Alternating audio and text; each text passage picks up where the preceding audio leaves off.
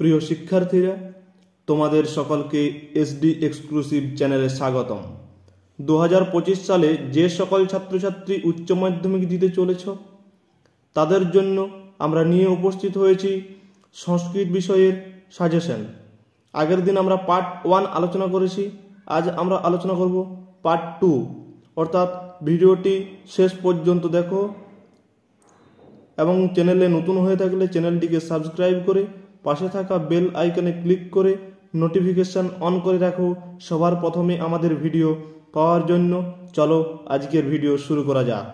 তো প্রথমে আমরা আলোচনা করছি ভাব সম্প্রসারণ। প্রথম প্রশ্ন, অশক্ত হ্যাঁ চরণ কর্ম পরম আপনতি পুরুষ। এটা কর্মযোগ থেকে।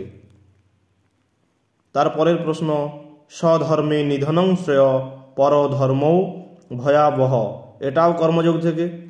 তারপরের প্রশ্ন, ন কর্মনাম অনারম্ভান নৈষ্কর্মং পুরুষ উষ্ণতে। এটাও কর্মযোগ থেকে। তারপরের প্রশ্ন, তব চেন্মাত স্রোতস্নাত পুনরপি জঠরে সোহপি ন জাত। এখানে টাইপিং একটু ভুল রয়েছে, তো আমি বলে দিচ্ছি আরেকবার। তব চেন্মাত স্রোতস্নাত পুনরপি জঠরে সোহপি ন জাত। এটা গঙ্গা স্তোত্রম থেকে। তারপরের প্রশ্ন, যদাচরতি শ্রেষ্ঠ তৎ দেবে তরৌ জন। এটা কর্মযোগ থেকে। 5টি ভাব সম্প্রসারণ তোমরা একবারে খুব ভালো করে দেখে যাবে, একটা আসার চান্স প্রবল। তারপর এক্সট্রা এ দুটো একটু দেখবে। ভবন্তি ফাল্গুনে মাসি বৃক্ষস্যকা বিপল্লবা জয়ন্তে ন তু লোকস্য কদাপি চ বিপল্লবা।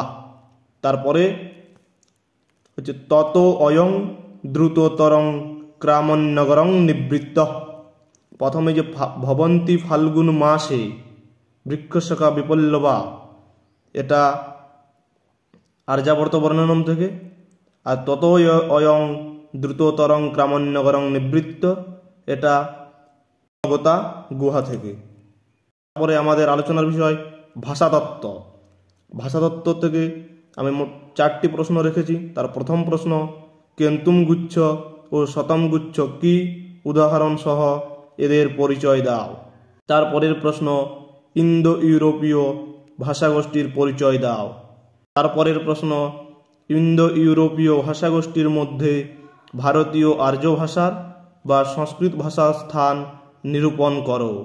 তারপরের প্রশ্ন অর্থাৎ ভাষাতত্ত্বের শেষ প্রশ্ন, ইন্দো ইরানীয় ভাষাগোষ্ঠীর সংক্ষিপ্ত পরিচয় দাও। আমি আগের ভিডিওতে বলে দিয়েছি, আবার আরেকবার বলছি, এই প্রশ্নগুলোর মধ্যে যে প্রশ্নগুলোর উত্তর তোমাদের জানা নেই বা লেখা নেই সেগুলো আমাকে কমেন্ট করে জানাবে, আমি তার উত্তর দিয়ে দেব। PDF, free PDF, no cost. এরপর আমাদের আলোচ্য বিষয় সাহিত্যের ইতিহাস।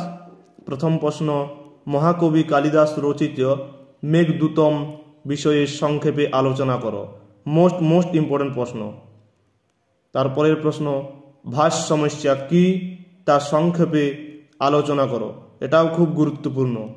নেক্সট, শূদ্রক সম্পর্কে নাতি দীর্ঘ প্রবন্ধ লেখ, মানে বেশি দীর্ঘ নয় আর কি, বা শূদ্রকের মিচ্ছকটিকম সম্পর্কে যা জানো লেখ, এটাও দিতে পারে। তারপরের প্রশ্ন, আর্যভট্ট সম্পর্কে একটি নাতি দীর্ঘ টিকা লেখ। পরের প্রশ্ন, বিশাখ দত্ত রচিত মুদ্রা রাক্ষস সম্পর্কে যা জানো লেখ। আজকের শেষ প্রশ্ন, চরক ও সুশ্রুত সংহিতার বিষয়বস্তু সংক্ষেপে আলোচনা করো। এই ছিল সাহিত্যের ইতিহাস থেকে আজকের আলোচনার শেষ বিষয় নিবন্ধ রচনা। যে কোনো একটা করতে হয়। প্রথম প্রশ্ন, মম প্রিয় কবি, তব প্রিয় কবি কালিদাস। এই 3টে প্রশ্ন উত্তর লেখা যাবে, মানে তুমি মম প্রিয় কবি হিসেবে কালিদাসটা করে রাখবে।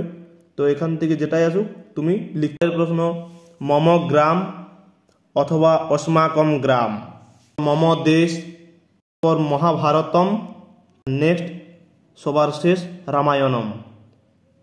এবং আরেকটা আমি এক্সট্রা দিচ্ছি, যেটা দেখে যাবে, যদিও পড়ে গেছে, স্বামী বিবেকানন্দ। আগের বছর এসেছে আদর্শ পুরুষ। তো আদর্শ পুরুষ অনেকেই স্বামী বিবেকানন্দকেই লেখে, তাও তোমাদেরকে আমি বলে দিলাম দেখে যাবে স্বামী বিবেকানন্দ। তো আজ এই পর্যন্ত।